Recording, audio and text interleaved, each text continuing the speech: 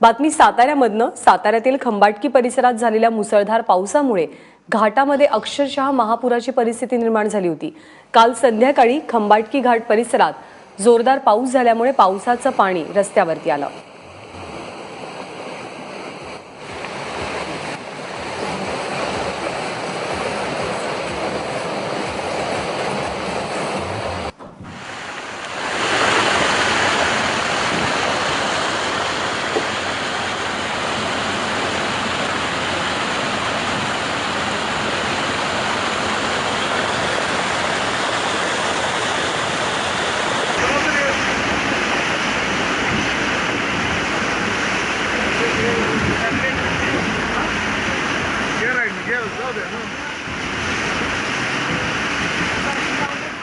खरं तर आपण केवळ कल्पनाच करू शकतो की हे पाणी जेव्हा अशा पद्धतीने रस्त्यावरती आलं आणि वाहू लागलं तेव्हा या वाहन चालकांचं काय झालं असावं। राहुल तपासे आपले प्रतिनिधी आपल्या सोबत आहेत। राहुल, काय नेमकं कारण होतं की इतक्या मोठ्या प्रमाणात पाणी घाटमाथ्यावरती पाहायला मिळतंय?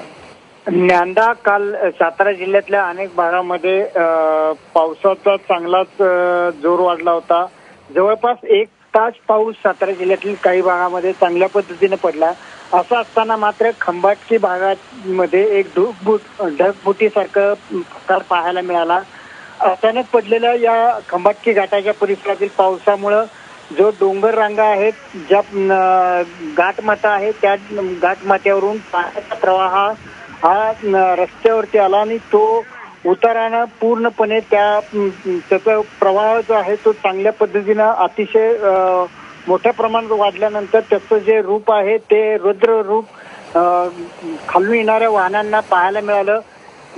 जी पाण्याची जी परिस्थिती होती ती महापुरापेक्षाही भयान दिसत होती। त्यामुळं वरती चढणाऱ्या घाटाकडे जे कोल्हापूरकडे जाणाऱ्या जे वाहनं होती ती पूर्णपणे घाटात थांबली होती।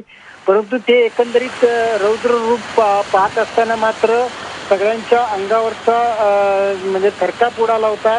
जी परिस्थिती होती ती अतिशय भयान होती। काही काळ 1 तासभर वाहतूक थांबली होती।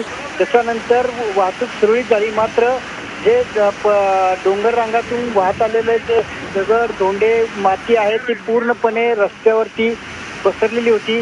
त्याचं एक प्रामुख्यानं कारण सांगावं लागेल, रस्त्यावर पाणी येण्याचं जे रस्ता आहे त्याचं रुंदीकरणाचं सध्या काम चालू आहे। एका बाजूला जी चर काढलेली आहे ती चर पहिल्या पावसातच पूर्णपणे मातीने भरली गेल्यामुळं त्याचं जे पाणी आहे ते पूर्णपणे रस्त्यावरती आलं आणि रस्त्यावरती त्यामुळे ही परिस्थिती ओढावली। अगदी थोडक्यात राहुल, की हा प्रकार पुन्हा घडू नये यासाठी काही उपाययोजना करण्यात आली आहे का? ज्ञानदा, ह्याच्यासाठी पर्याय एकच आहे की दुतर्फा रस्त्याच्या एका बाजूला जे डोंगर आहेत त्याच्या ठिकाणी मोठी चर काढणे आणि आताचा जो पावसातनं जो काही गाळ या चरीमध्ये साठत जाईल तो जो गाळ आहे तो वेळेत काढणं गरजेचं आहे। त्याकडे जर दुर्लक्ष केलं तर ही परिस्थिती कायम उद्भवणार आहे आणि पुढे तशीच परिस्थिती पाहायला मिळेल। राहुल, धन्यवाद। ताजे अपडेट्स वेळोवेळी जाणून घेत राहू।